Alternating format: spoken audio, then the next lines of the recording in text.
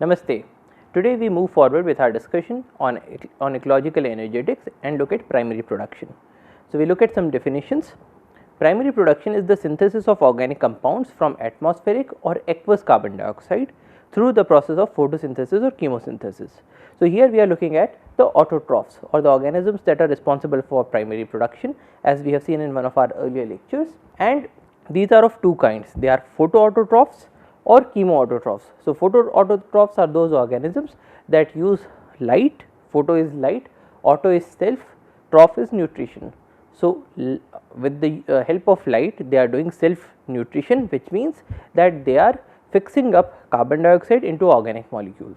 Now, these organic molecules such as carbohydrates or fats or proteins and so on, then make up the bodies of these organisms, and these organic molecules are not only required to make up the bodies of these organisms, but then when these organisms are eaten up by other organisms which we call as consumers. So, in that process these organic molecules move up in the food chain, and with those the energy that was fixed up by the primary producers is also moved up in the food chain. So, primary production, which is the synthesis of organic compounds from atmospheric or aqueous carbon dioxide. Now, atmospheric carbon dioxide in situations where we have the photoautotrophs that are exposed to the air, and in the case of those photoautotrophs that are or in the case of those chemoautotrophs that are not exposed to the air, but are residing in an aqueous environment, a water environment, in that case they also use the aqueous carbon dioxide. So, examples would be organisms that are living in the oceans, in the rivers, in different water bodies, ponds, lakes and so on. So, synthesis of organic compounds from atmospheric or aqueous carbon dioxide through the process of photosynthesis or chemosynthesis. And the organisms that are doing primary production are autotrophs, which are of two kinds. We have photoautotrophs and the chemoautotrophs, and the examples include trees, plants, algae and so on. So, why is it important to learn about the primary production? It is important for three main reasons. One, plants form 99.9% of the earth's living mantle. So, there is this report from Whittaker which says that 99.9% of the earth's living mantle, or all the organisms that are living, so 99.9% of those is made up of the autotrophs or the plants.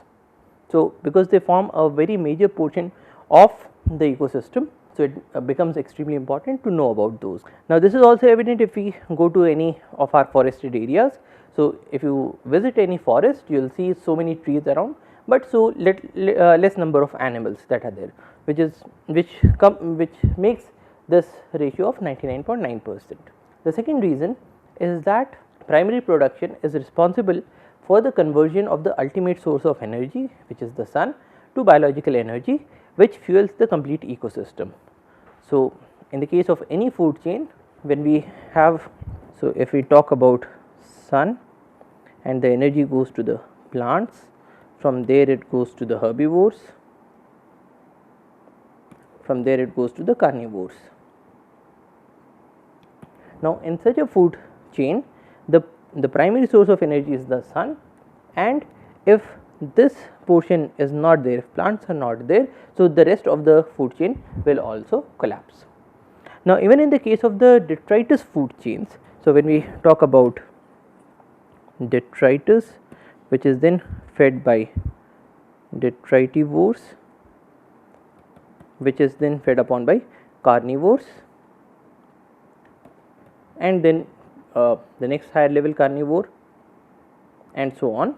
So, even in this case, when we talk about this detritus is coming from the plants or the herbivores or the carnivores or other parts of this food chain. So, in this case also we can trace the ultimate source of energy to the sun, except in those very few instances in which the source of energy is chemical reactions, when we are starting a food chain through the process of chemosynthesis through chemoautotrophs. Now, even in that case, the conversion of the energy into the biological molecules in the very first place occurs through the action of autotrophs, which is the same as talking about the primary production. And the third importance is that it releases oxygen as a byproduct. Now, oxygen is required by most of the other organisms to convert these biological molecules into energy, and because this is a byproduct of primary production, so there also it becomes extremely important to learn about primary production. Now, when we are talking about these reactions, there are two processes that are happening in tandem or at the same time. So, in the case of a plant is doing photosynthesis and it is also doing respiration. Now, in the process of photosynthesis, you have carbon dioxide and water which are being acted upon through the action of enzymes which are present in the chloroplast. So, chlorophyll is also important here, and they are fixing up solar energy into these sugars. So, here we are talking about glucose. So, it is converting carbon dioxide and water into glucose and is releasing oxygen as a byproduct. Now, most of the cells of the plants and also most of the cells that are present in animal bodies are also doing respiration. Now, respiration is a reverse process. In the process of respiration, these molecules that were made by the plants are then burnt to generate energy. So, when we talk about respiration, you just can invert this arrow. So, you will have this glucose plus oxygen. In the presence of metabolic enzymes, it is giving you carbon dioxide and water, and the solar energy that was fixed in the process of photosynthesis is then released in the form of energy molecules such as ATP. Now, when both of these reactions are acting at the same point, we can define three terms. First is the gross primary production. Now, gross primary production is the energy or carbon that is fixed by photosynthesis per unit time. So, what we are asking here in the case of gross primary production is, when we are talking about this reaction,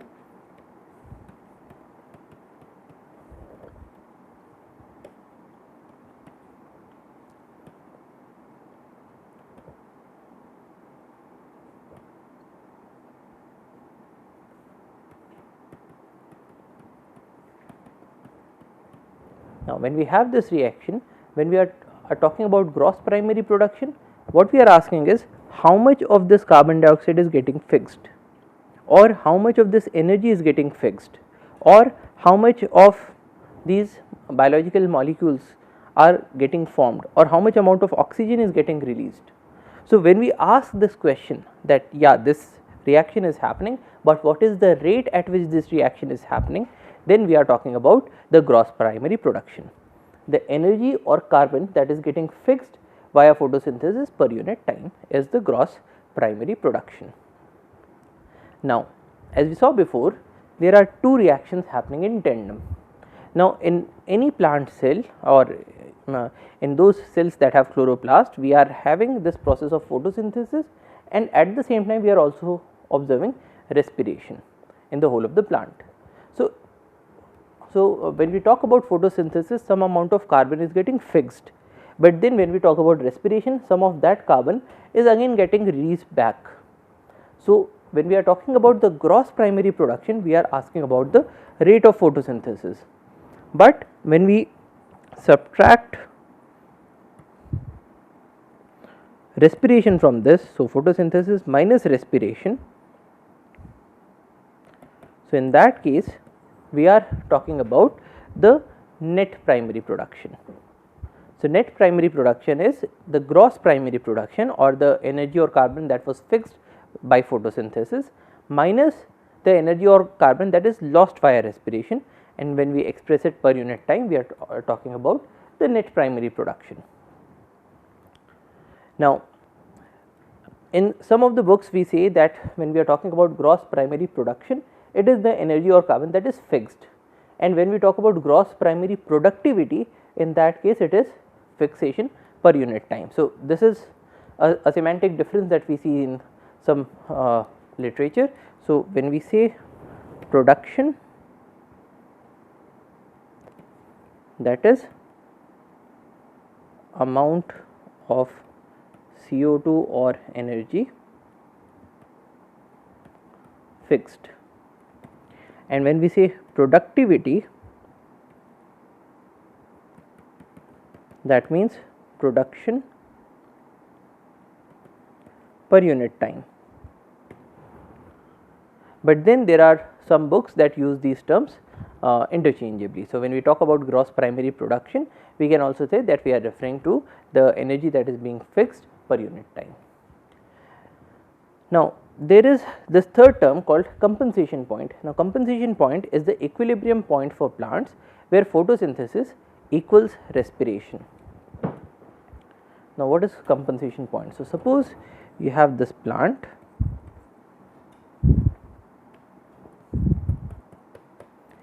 and when you have the sun, then you have two processes that are happening. One is photosynthesis and the second process is respiration. Now, this is during the daytime. Now, during the night time, we do not have the sun and so the photosynthesis stops and we only have respiration that is going on. So, in this case we can say that respiration occurs at all times, whereas photosynthesis happens only in the daytime, only when light is available. Now, if we look at the amount of carbon or the amount of carbon dioxide that is getting fixed, we will find that in the case of respiration, you will have a constant amount. So, this is fixed or released. So, here we have respiration because that is happening at all times, whereas in the case of photosynthesis, so on the x axis here we have the time, and let us say here you have from 0 hours, 6, 12, 18 and 24 hours. Now, 24 hours is the midnight time. Now, suppose the sun rises at around 6 o'clock. So, in that case the photosynthesis reaction would start at this time and then let us say that the sun sets at around 6 o'clock and then this would peak at some time. So, this is the amount of carbon dioxide or oxygen that is getting absorbed, and in the case of respiration that would be somewhere below this, so something like this. So, here we have respiration. Now, if we look at this curve, we can divide it into these three regions. Now, region 1, 2 and 3. Now, in the first region, from 0 hours till say around 6:15, so 0000 to 6:15, here we have a time where the carbon dioxide that is released because of respiration is greater than the carbon dioxide that is getting fixed by the process of photosynthesis. So, here we have a net release of carbon or net release of carbon dioxide. In this stage from 6:15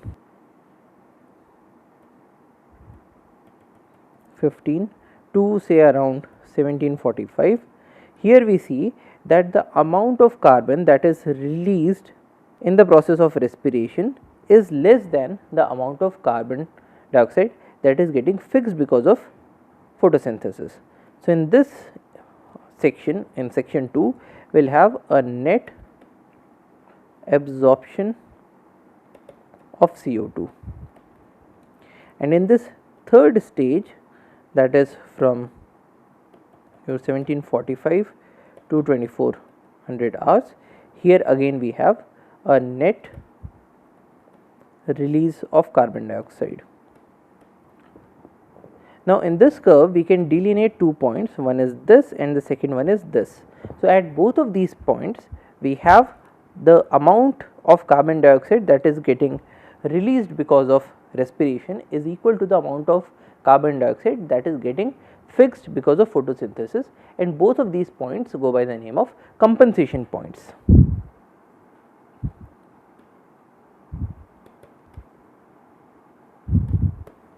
So, compensation point is the equilibrium point for plants where photosynthesis equals respiration, or the amount of carbon dioxide that is getting fixed by photosynthesis is the amount of carbon dioxide that is getting released because of respiration, or in terms of energy, the amount of energy that is getting fixed because of photosynthesis is equal to the amount of energy that is being released through the process of respiration.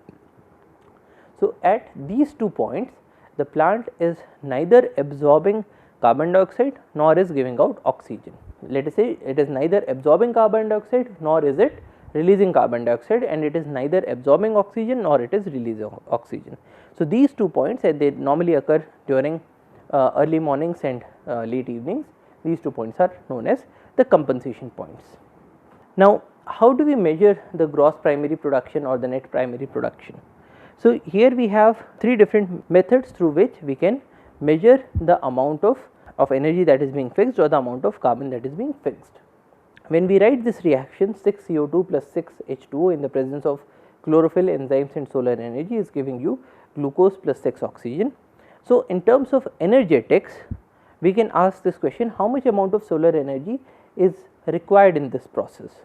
So, if we compute the amount of solar energy that is required, it comes to around 2966 kilojoules when you have 1 mole of glucose that is being produced. So, for each mole of glucose that is being produced, you have 2966 kilojoules of energy that is getting absorbed, 6 moles of carbon dioxide that is getting utilized, and 6 moles of oxygen that is getting released. Now, when we say 6 moles of carbon dioxide, it means 134.4 liters at the standard temperature and pressure, which is defined as 0 degrees Celsius and a pressure of 1 bar. Now, when we have these values, we can measure the amount of carbon dioxide that is getting fixed by either measuring the rate at which this carbon dioxide is getting utilized. So, for instance, you have a plant, you cover it with a glass jar and you measure the amount of carbon dioxide that is present in the air there, and then throughout the day you try measuring the amount of carbon dioxide at different points of time, and when you come to this conclusion that this x amount of carbon dioxide has been utilized, so we can say that x divided by, so x moles divided by 6 moles is the amount of glucose in moles that has been produced. Or in place of measuring carbon dioxide, we can even measure oxygen. So, we can measure the amount of oxygen that has been released by the plant to make an estimate of the amount of carbon dioxide that is getting fixed, or the amount of these biological molecules that are getting synthesized. So, this is a way of measuring the gross primary production or productivity. Now, in this case, if we also include the amount of carbon that is getting released because of the process of respiration, we are measuring the net primary production or productivity. Now, another method is this. So, here we say that in place of carbon dioxide, if we replace it with radioactive carbon dioxide. So, if we replace carbon 12 with carbon 14, then this carbon 14 will also get incorporated in these sugar molecules that are being produced. So, we can put this plant into a chamber in which it is not having our normal CO2, but all the carbons in the CO2 have been labeled. So, they are all carbon 14. So, in that case, we can measure the amount of carbon 14 that is getting incorporated in the plants, and then we can use it to make an estimate of the amount of carbon dioxide that has been absorbed by this plant in the process of photosynthesis. Now, even in this case, because the plant is also doing some amount of respiration, so some amount of carbon 14 will also be lost, and so in that case we are measuring the net primary production or the productivity. Now, one other variant could be that we are not replacing all of CO2 with carbon 14, but what we are doing is that we have a mixture of carbon 12 and carbon 14, and then if we know the ratio that was there in the beginning, we can use this ratio as well to figure out the amount of sugars that are getting produced by looking at the amount of carbon 14 that has been fixed in this process. Now, the third method, which is the easier method and is the most widely utilized method, it says that the amount of plant material that is being produced can be measured as delta B, where B is the biomass. So, delta B is the change in the biomass between 2 time periods T2 and T1, and B2 is the biomass at time T2 and B1 is the biomass at time T1. So, if we take this difference So, what we are doing in this case is that suppose you have a forest,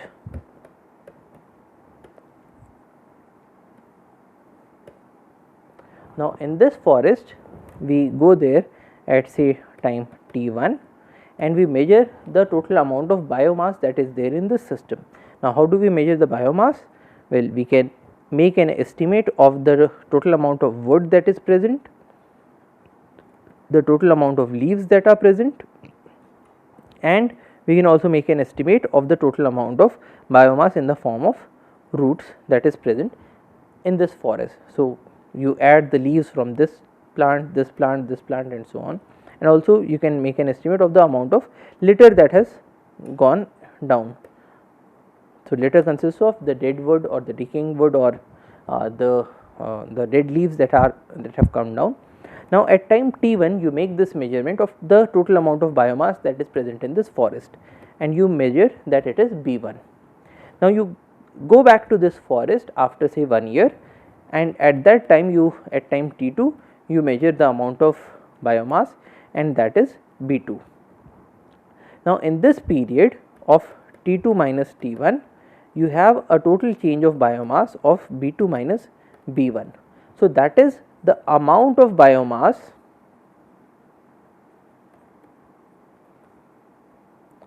that has been produced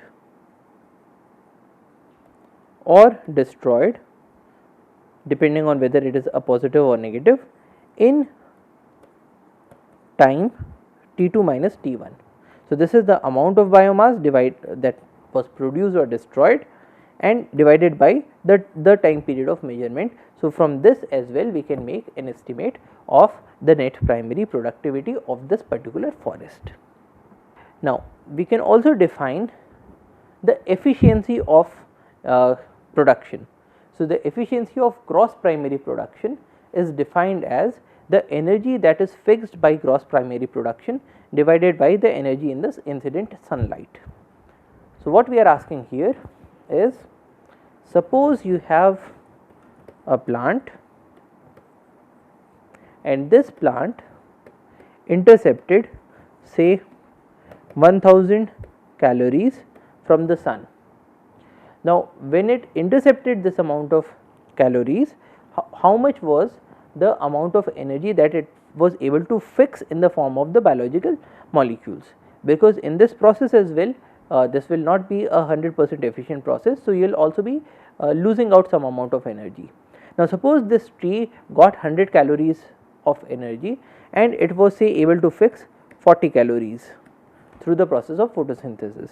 So, in this case we will define the efficiency of gross production as 40 calories divided by 1000 calories into 100%. So, here we will have a 4% efficiency, which is the gross efficiency. Now, in place of using this term energy fixed by gross primary production, if we remove the amount that was released back because of respiration, so we are using the net primary production. So, in that case we can define the net efficiency. So, suppose out of this 40 calories we have a situation in which 30 calories are lost due to respiration. So, the net amount of energy that gets fixed is 40 calories minus 30 calories is 10 calories, and in that case we define the net efficiency as 10 calories divided by these 1000 calories into 100%, which is a 1% efficiency of net primary production.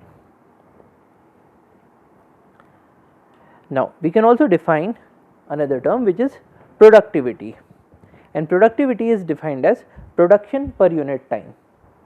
So, if we say that net primary production for a particular forest was say 1 ton of biomass that was produced, and that amount of biomass was produced in a period of say 2 years.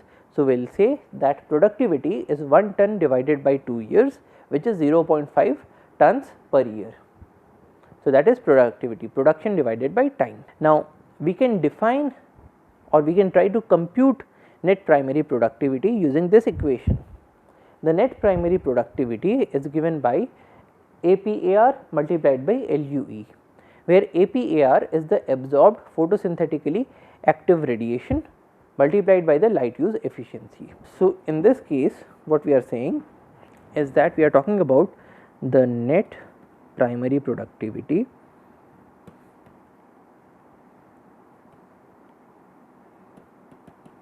is given by APAR into LUE.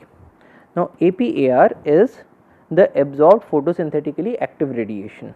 So, essentially how many joules of energy or how many megajoules of energy was absorbed per square meter of area and per unit time, say into x hours. So, if we have say y megajoules of energy that was absorbed by the plants. Now, this energy is coming from the sun. So, out of the incident radiation there was y megajoules of energy that got absorbed by the plant, and this is the photosynthetically active radiation. What do we mean by photosynthetically active radiation? When we talk about the whole of the spectrum, the VIBGYOR, then the wavelengths that are mostly responsible for photosynthesis come in the blue region and in the red region, and the other radiations, say green, yellow, orange, they are mostly reflected by the plants, they are not used for photosynthesis. Now, because green is mostly reflected, so this is why the leaves look green in color. So, green is not being used for photosynthesis, whereas red and blue are being used for photosynthesis. So, we are only considering that portion of the spectrum that is being used because in the process of photosynthesis. So, that is photosynthetically active radiation. Now, out of that photosynthetically active radiation, the total amount that gets absorbed is the APAR.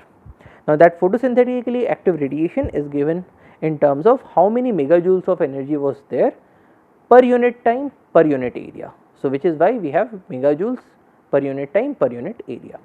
Now, light use efficiency is the efficiency of the plants to use this light. So, in this case what we are asking is the plant was able to absorb these many megajoules of energy, and when these many megajoules of energy were converted into carbon that was fixed. So, here we have the grams of carbon per megajoule of energy. So, in this case you will have megajoule and megajoule that will get cancelled out, and will have an estimate of the grams of carbon that are being sequestered or that are being converted in the form of biomass per unit area and per unit time, which is an estimate of the gross primary of the net primary productivity. So, net primary productivity we had defined it as x amount of carbon or x grams of carbon that was getting generated per unit time. So, per unit time is say in 1 hour, and in the case of net primary productivity we can define it for a forest or for any area, or we can define it per unit area. So, in this equation we are using, this was there in an area of say a square meters. So, in that case we have the net primary productivity that is given by the multiplication of absorbed photosynthetically active radiation multiplied by the light use efficiency. Now, this gives us a way of estimating the net primary productivity for any area on earth, because the absorbed photosynthetically active radiation will depend on how much amount of radiation is actually made available at that particular area. So, for instance, if we consider the earth, and in this case this is the equator. Now, if we have the sun here, so in this case if you consider a point here, so this point is getting much more amount of sunlight as compared to a point here, because this point is receiving a light that is incident at a very flat angle. So, the amount of photosynthetically active radiation that gets absorbed can be figured out by looking at the latitude of the place. That can also be looked at by looking at the aspect of that place. So, for instance, in the case of India, if we have a hill, and because India is in the northern hemisphere, so this is north and this is south.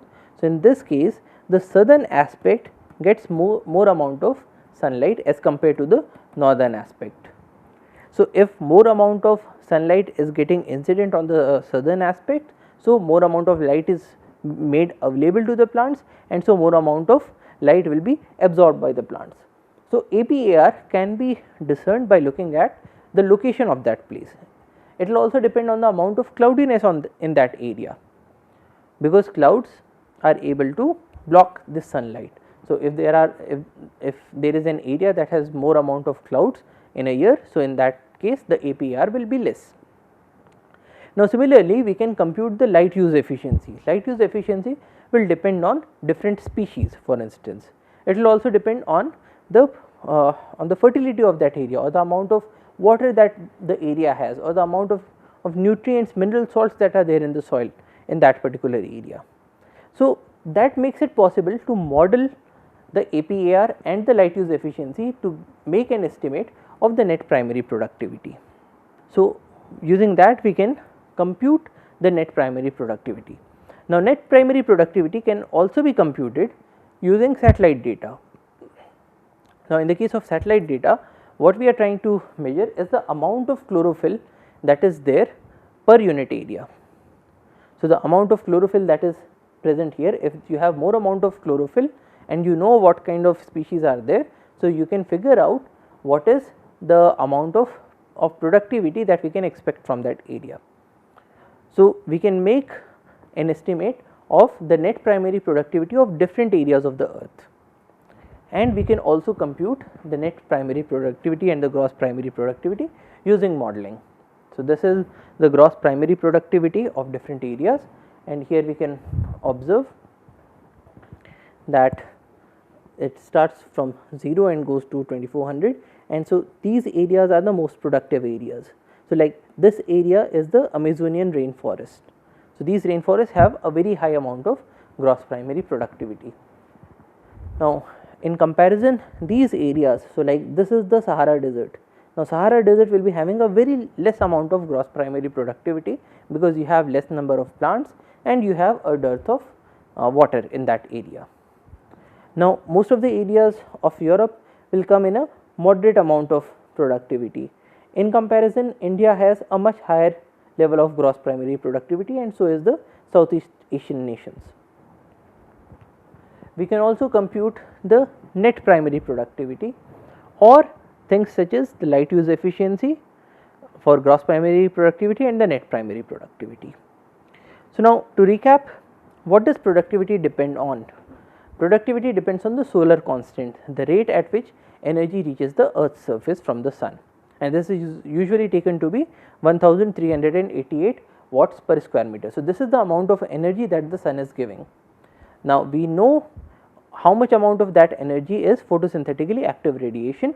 So, we can figure out a proportion of photosynthetically active radiation using the solar constant. Now, this is the energy that is being received by the sun on average, but different areas would be receiving different amounts of energy depending upon the latitude of that place, the cloudiness of that place, also the dust and water that are there in the atmosphere, because dust and water will also occlude or block the photosynthetically active radiation that is reaching the plants. Now, the amount of sunlight that is received by the plant will also depend on the area of leaves that the plant has and the arrangement of leaves. So, the plant needs to have an arrangement that maximizes the amount of radiation that is being intercepted by the leaves, and it will also depend on the amount of carbon dioxide that is there in the atmosphere, as will be the amount of water that is being available in that area. Now, using all of these different factors, we can model different factors of productivity. So, this is one such simulation exercise that we had done, and this was to understand the impact of global warming on the carbon sequestration potential and stand dynamics of chewed pine forest.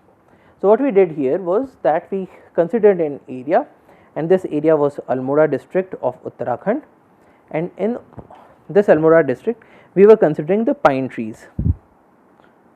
Now, if we have pine trees and they are at the current ambient conditions, now the current ambient conditions means the amount of carbon dioxide that we have in the air at present, and also the location of this place, how much what is the latitude of this place, how much is the amount of cloudiness that is there in this place, how much amount of water is there that this area is receiving, what is the level of fertility that the soil has. So, those are all the ambient conditions. Now, we wanted to understand if in the process of global warming, now when we have global warming, there are two things that are happening.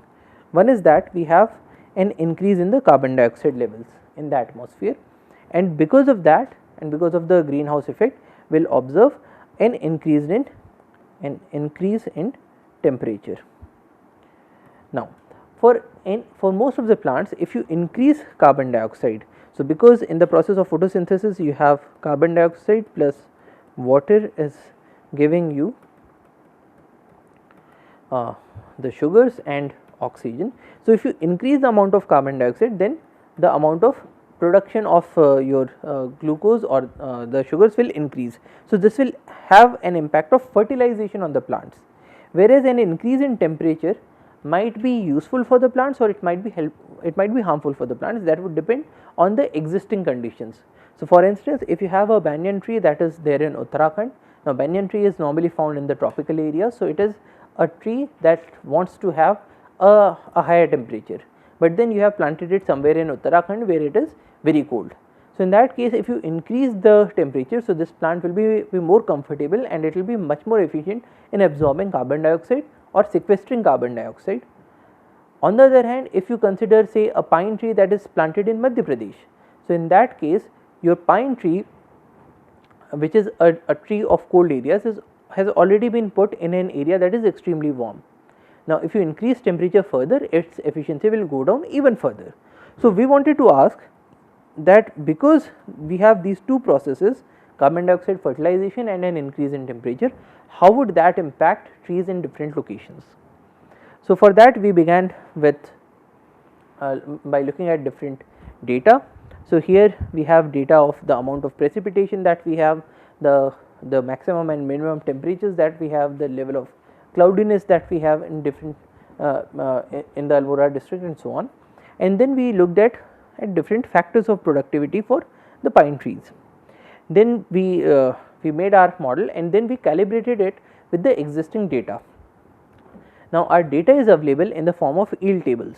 Now, in the case of a yield table, what people have done is that they have gone to the forest and looked at different trees at different stages of their life. So, for instance, you have an area that is completely free of any plants, and then you plant some pine saplings here. Now, with time these saplings will grow up, so they will start becoming larger and larger. Now, once that happens, these plants will start competing with each other, and so maybe some of the plants would die off to reduce the density or the number of trees that are available per unit area in this particular piece of land. And at the same time, when these plants are growing, then their height would increase. So, the height increases, the number of plants reduces, the height increases, the diameter also increases, the total amount of wood that is there in the plant also increases, and so on. So, all these measurements have been done for such stands of pine for different time periods. So, in this case, for instance, here we have the stand volume. Now, the stand volume is the total volume of all the trees that are present in that particular area, and then this stand volume is given as cubic meter of wood per hectare. Now, if you look at the stand age, so at 0 age you do you have only saplings. So, these saplings make up for a very small volume of timber. So, that is 0, and then with increasing age this amount increases. Now, these crosses are showing us the actual field values. So, this is from the yield table, and this straight line is showing our modeling results. So, in this case what we are trying to do is that we are calibrating our model so that it best represents the existing field situations. So, we have from here we see that there is a very good correspondence between both of these till say around 110 years. Then this one is showing you the number of stems that are there or the number of plants that are there. Now, when we increase the stand age, because different plants are competing against each other, so there would be a number of deaths of plants. So, the number of plants that are there per unit area would decrease. So, here again this is what the model is predicting, and the crosses are what is the actual field situation. So, here also we see that there is a very good correspondence. This is about basal area, this is about the leaf area index. So, once we have calibrated the model, we can then ask the questions. What is the impact of global warming on volume, for instance? So, if we look at the volume of the stand, and here we differentiated it in two parts. So, the first part is, in this case you have an increase in carbon dioxide concentration. So, this is 360 ppm, which is the ambient concentration of carbon dioxide that we have considered. So, from 360 ppm, 421 ppm, 538 ppm and so on. So, if you increase carbon dioxide and you keep everything else constant, so you keep temperatures constant. So, if you only increase carbon dioxide, you can see that the stand volume increases. So, this is 360, this is 421, this is 538 and so on. So, with increasing carbon dioxide concentration, the stand volume will increase. So, this is an impact of the carbon dioxide fertilization.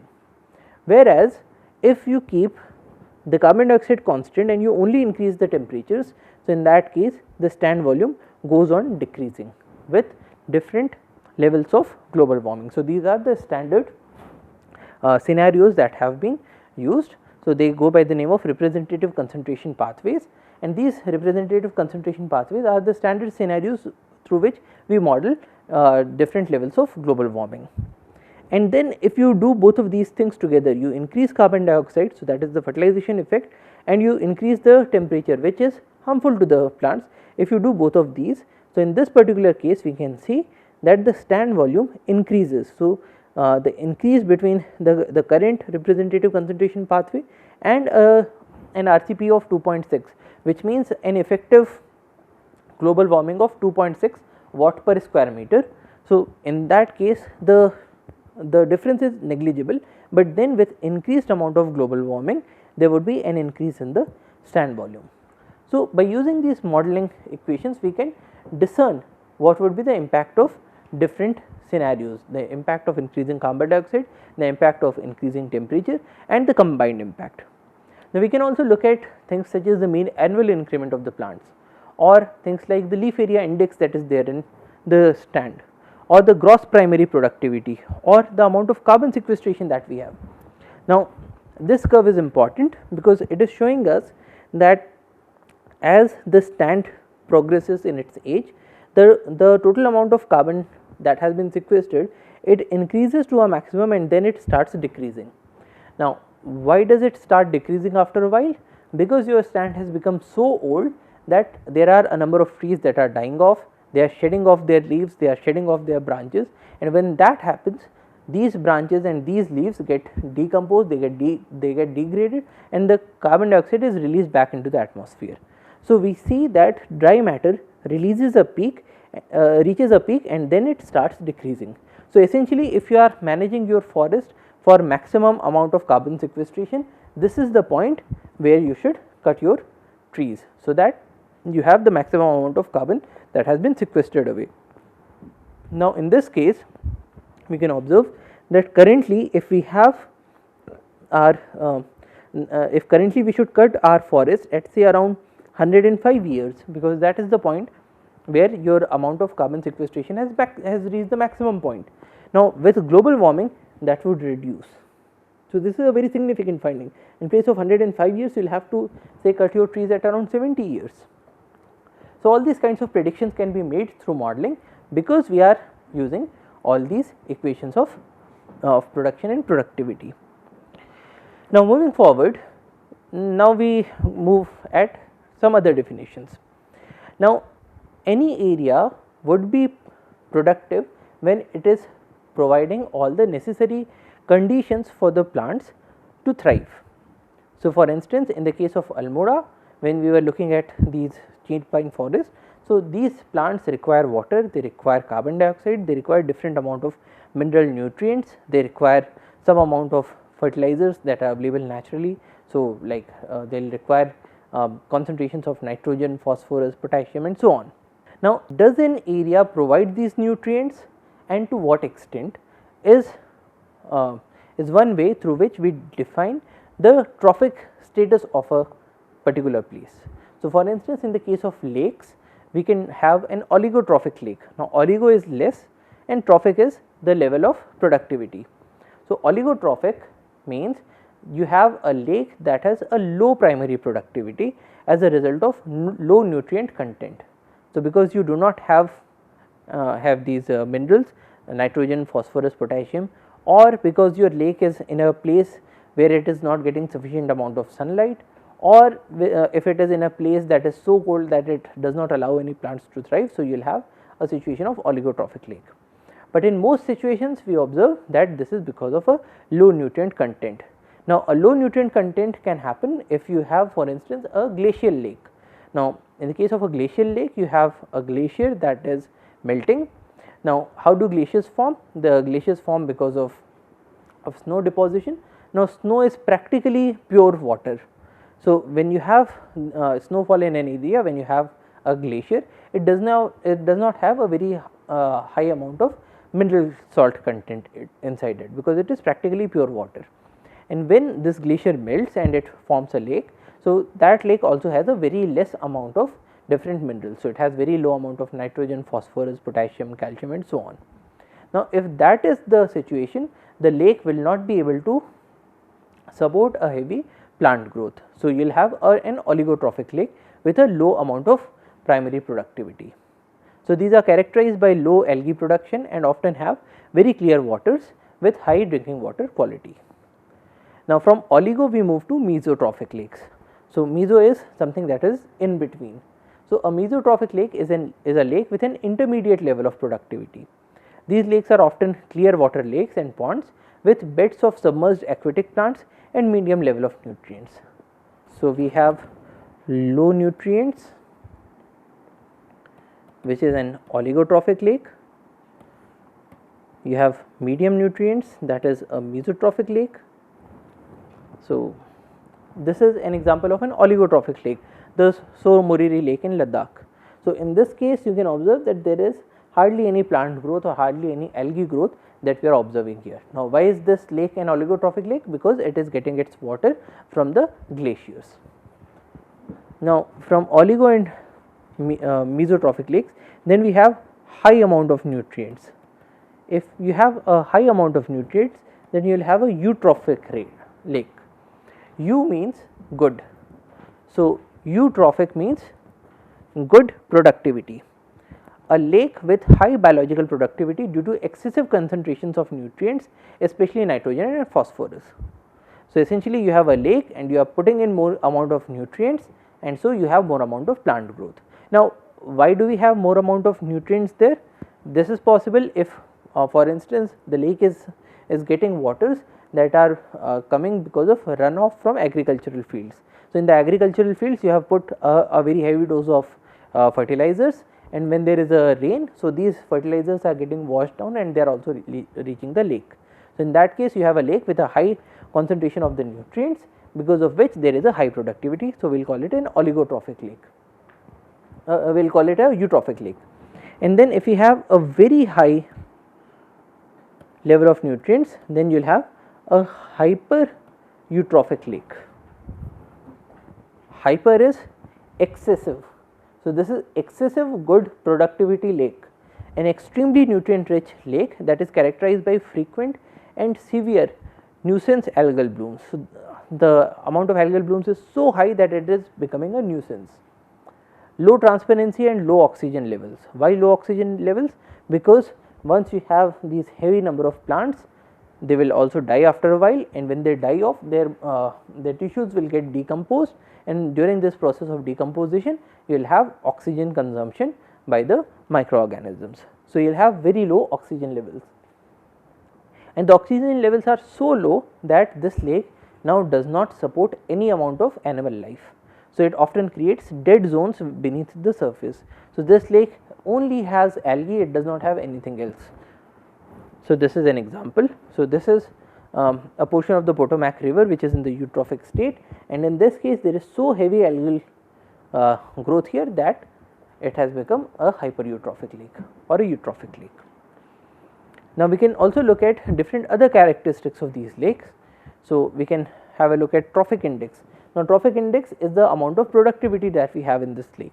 So, when we move from oligo to meso to eutrophic to hypereutrophic, the amount of productivity increases. The amount of chlorophyll also increases because you have more number of plants, so more amount of chlorophyll. The amount of phosphorus is typically also large, which is supporting these heavy plant growths, and the Secchi depth. Now, Secchi depth is an indication of the amount of turbidity that is there in the lake. So, Secchi depth is a measurement of transparency or turbidity in the water body. The more the depth, the clearer is the water. So, what happens in the case of a Secchi depth is that you take a disc which is around 30 centimeters in diameter, and then this disc is having these 4 portions. Both of these are black in color. So, this is black portion, and then there are 2 areas that are white in color. So, you have this disc, you attach this disc to a rod. So, it will be attached like this, and then you lower this disc in the water. So, when you are lowering this disc in water, you are now wanting to measure what is the depth at which you are not able to see this black part as a black part and a white part as a white part.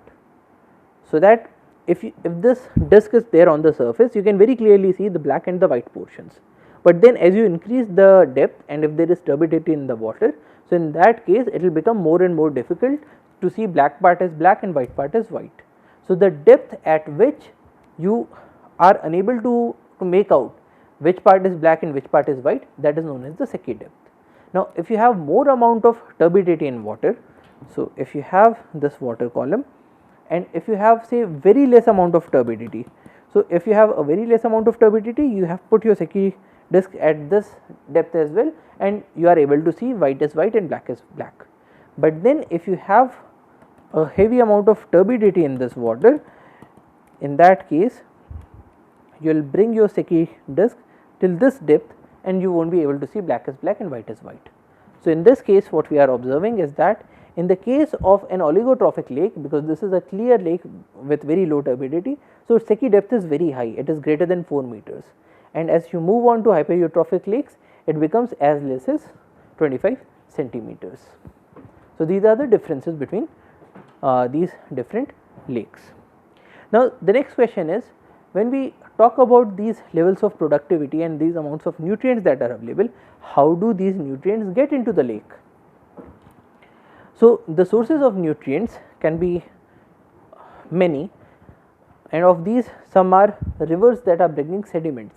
Now, when we say sediments, if you have a rock has a number of mineral salts inside, and when that rock breaks apart and when it converts itself into sediments and these rivers are bringing sediments, so all those mineral salts are also brought along with the water. So, rivers that are bringing sediments are one source of nutrients. The second source is bird droppings. Now, what happens is, in the case of birds, if you have birds that are feeding on fishes for instance, so they ate fishes and the nutrients that were there in the fish, they are getting absorbed during the process of digestion, but not all the nutrients get absorbed. So, when that happens, some amount of nutrients are then released along with the fecal matter. So, that also becomes a source of nutrients.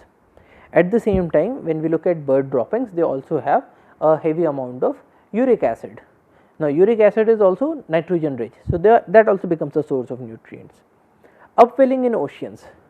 Now, what is upwelling? So, if you have an ocean, So, let us consider that this is a column of the oceans. The bottom portion of water is at a greater density because it is cooler and also because it is very much rich in salts. So, if you add salt to water, the density increases, and if you add that water in a water column, then this salt rich water will get to the bottom. Now, you have rivers that are bringing sediments, and when these rivers are reaching the seas, so these sediment rich waters are now getting to the bottom. Now, upwelling is a situation in which because of some process this water rises up. So, if this water rises up, so it will bring all these different sediments and all these different mineral salts along with it to the top. So, that becomes a source of nutrients that is made available to the plants. Now, why was it not available to the plants at this depth? It was not available to plants because this, in the case of an ocean, only this top layer is able to get light from the sun, and this bottom portion is dark. So, when it is dark, then plants are not able to survive there, they are not able to use these nutrients, but only when these nutrients come up to the top and they reach this zone, that is photosynthetically active. So, in that case they are able to use these nutrients. Another source of nutrients is dust or cloud and so on. So, for instance, here we are observing an area that is close to Africa, and here we see that there is wind that is taking all of this dust to the ocean. So, when this happens, along with the dust, quite a lot amount of nutrients also gets passed into the oceans. And it is important to note which nutrients are there in our water body, because that permits us to engineer these water bodies. So, for instance, here we have a graph where the x axis is showing the phosphorus concentration and the y axis is showing the chlorophyll concentration. So, in a number of lakes it has been observed that with an increased amount of phosphorus, the amount of chlorophyll A increases, which means that in these lakes phosphorus is the limiting nutrient. If you increase phosphorus, you will move this lake from an oligotrophic lake to a eutrophic or a hypereutrophic lake. And this was also shown in one of the experiments. So, in this experiment there was a lake that was divided into two portions with a barrier here, and then in both the regions you added nitrogen, you added carbon, and nothing happened, and in one portion you added phosphorus and in the other portion you did not add phosphorus. So, the portion where you have phosphorus, you see a very heavy algal bloom, which is telling us how we can increase the productivity of this particular lake. In the case of oceans, iron is a nutrient that is available in less quantities. So, there was this experiment which goes by the name of Southern Ocean Iron Release Experiment, SOIRI. So, in the case of SOIRI, there were ships that released iron salts, and when that happens, so this is the route of one such ship, and here we can see that the amount of chlorophyll has increased in these regions. Now, why is that important? That is important because if you have more amount of chlorophyll, if you have more amount of primary productivity, so along with primary productivity, this is also acting as a source of carbon sequestration. So, if we want to circumvent global warming, so in that case we can put some amount of, or we can seed the oceans with some amount of iron, so that the algae increase in their numbers, the phytoplanktons increase in their numbers, and the amount of carbon dioxide and more amount of carbon dioxide gets sequestered from the atmosphere and is dumped into the oceans. So, this makes these experiments tell us that we can also engineer ecosystems to our advantage. So, in this particular lecture we looked at primary productivity, we defined gross primary production, net primary production, productivity, light use efficiency and so on, and we looked at how all of these concepts can be made use of in modeling to understand the current situation of different ecosystems and also to predict what is going to happen because of global warming. And then we also looked at how we can engineer ecosystems to our advantage. If we say want to increase the amount of plants that are there in an ecosystem, how we can put in nutrients, how we can seed it with nutrients and so on. So, that is all for today. Thank you for your attention. Jai Hind.